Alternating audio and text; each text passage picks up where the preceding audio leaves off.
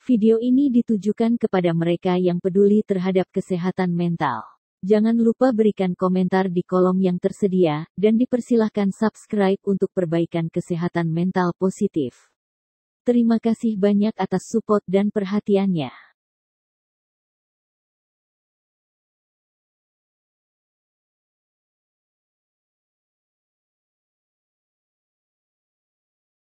Halo, ketemu lagi dengan Rojali.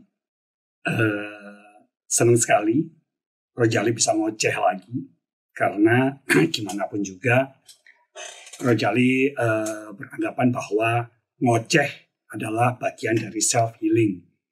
Self-healing itu adalah satu terapi buat diriku sendiri untuk mengatasi stres yang mengganggu, dan yang paling utama adalah mengeluarkan bad vibes atau energi-energi negatif yang ada dalam diri. Jadi, video ini ditujukan buat rekan-rekan, teman-teman yang peduli tentang kesehatan mental itu sendiri. Karena tidak disadari bahwa kadang kesehatan mental kita itu rusak oleh pengaruh-pengaruh dari lingkungan sekitar kita, masalah-masalah yang kita hadapi. Sehingga mengakibatkan hal-hal buruk tersebut tanpa kita sadari telah mencengkeram diri kita sendiri. Seperti dosa dan nafsu ya. Jadi kira-kira dalam hal ini Rojali ingin bicara sedikit tentang stres. Berulang kali sebetulnya dengan bahasa yang berbeda, Rojali mengatakan bahwa ada yang namanya latent depression atau depresi yang tidak disadari. Nah, sekarang kita sebelum melangkah ke sana, artinya sebelum depresi itu pasti ada namanya stres. Stres ini bisa disadari oleh seseorang. Biasanya orang menyadari ketika banyak masalah. Aduh, gue stres nih. Tapi apakah stres atau tidak? Tentu kita tidak bisa memutuskan diri sendiri, melainkan kita sebenarnya sedang peka dan peduli terhadap kondisi kita, dan itu sangat bagus sekali. Oleh karena itu teman-teman Rojali, di dalam deskripsi nanti Rojali juga ninggalin sebuah link di Facebook page dari Ocehan Rojali, di mana teman-teman juga bisa sharing, mengungkapkan permasalahan itu untuk kita saling menguatkan supaya kita tidak terjebak dalam tumpukan-tumpukan permasalahan yang menjadikan kehidupan kita semakin buruk. Gratis ya, tanpa biaya apapun, termasuk ngetes apakah kita sedang dalam kondisi stres, level stres, atau mungkin ada beberapa hal yang saling memberikan masukan, di mana masukan itu memperbaiki kesehatan mental kita dengan cara biasa, dari orang biasa, dan secara sederhana. Itu yang ingin disampaikan di depan sebelum berbicara lebih lanjut mengenai stres yang kerap tidak disadari.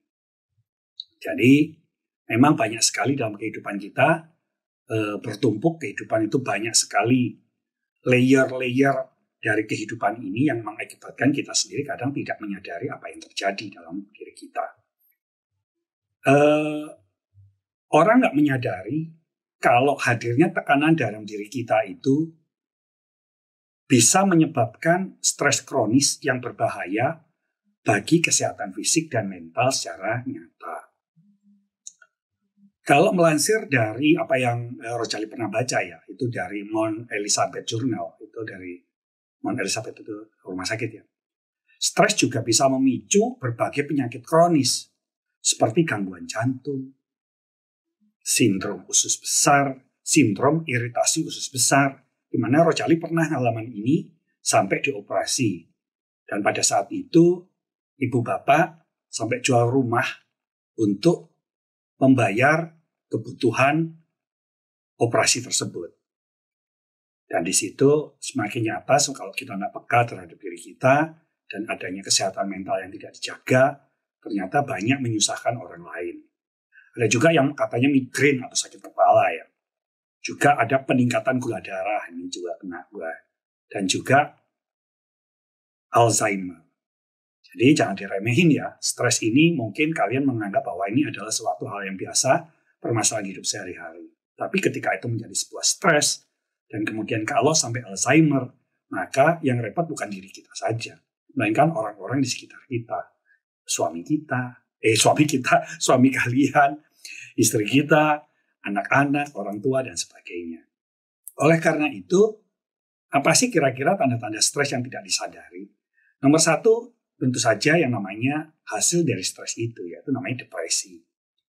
Kalau menurut nih ya, The Anxiety and Depression Association atau ADAA, ini mendefinisikan bahwa depresi sebagai sebuah penyakit. Jadi depresi adalah sebuah penyakit ya. Di mana seseorang individu mengalami suasana hati yang sangat rendah sekali. Sangat rendah persistensinya dan juga rasanya semakin parah. Ini galau parah lah bahasa mudahnya. Sangat galau dalam segala hal. Dan kadang-kadang kita nggak menyadari hal itu. Nah, di ADAA Journal itu disebutkan untuk mengatasi hal itu. Depresi ringan ya dalam hal ini ya. Apa yang harus dilakukan? Yang dilakukan adalah tentu saja nomor satu, meminta bantuan ahli kesehatan jiwa. Bukan dukun, bukan selingkuhan, bukan teman tapi mesra. Karena ini kalian hanyalah menumpuk masalah depresi dan stres itu secara perlahan.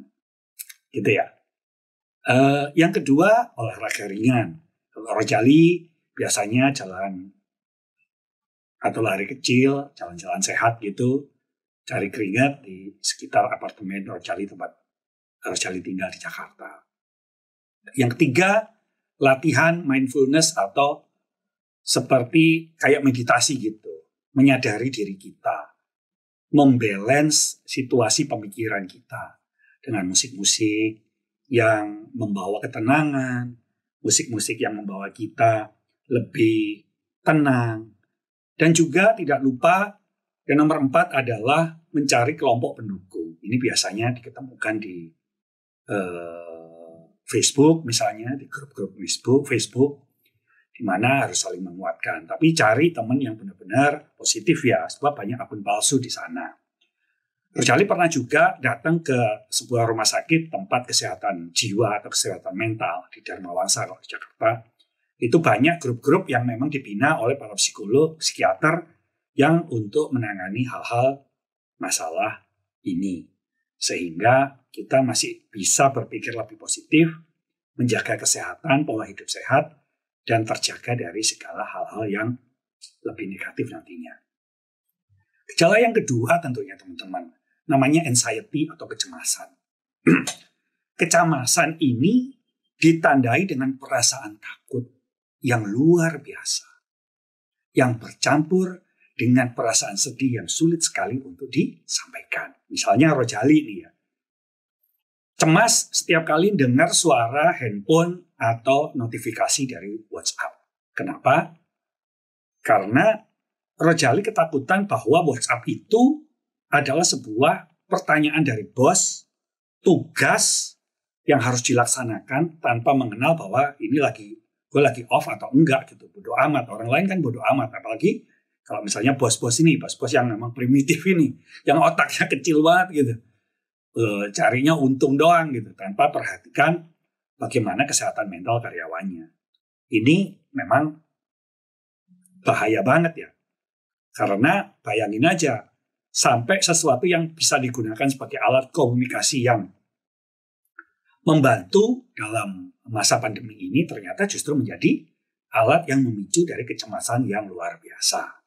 Nah, makanya untuk mengatasi hal ini kita bisa melakukan sebuah psikoterapi dan obat-obatan yang diberikan oleh dokter atau psikiater. Curhatnya sama psikolog, minta obatnya sama psikiater. Dan Rojali sempat alami ini, dan itu sangat membantu sekali. Sebab akan sampai pada gejala yang ketiga, yaitu mudah marah atau marah-marah. Impulsif sekali. Mudah marah adalah ciri umum dari stres.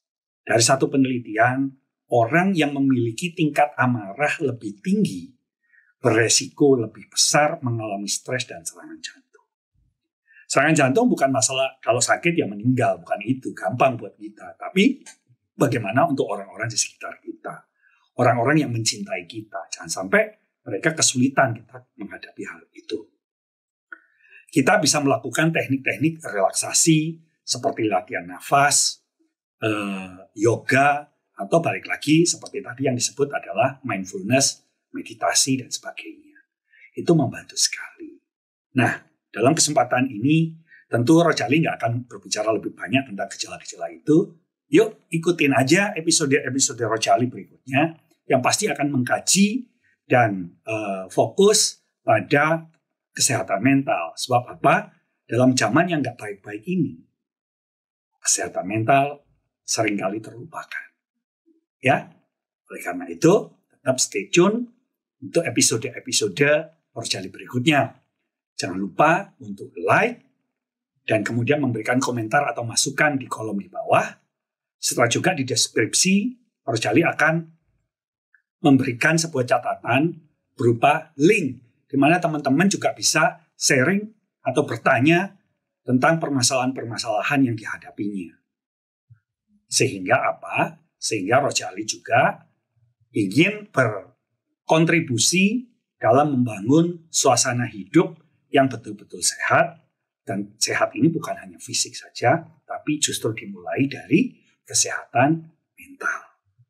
Mohon maaf kalau ada kata-kata yang salah, kurang berkenan. Sampai di sini dulu. Sampai ketemu lagi. Rojali.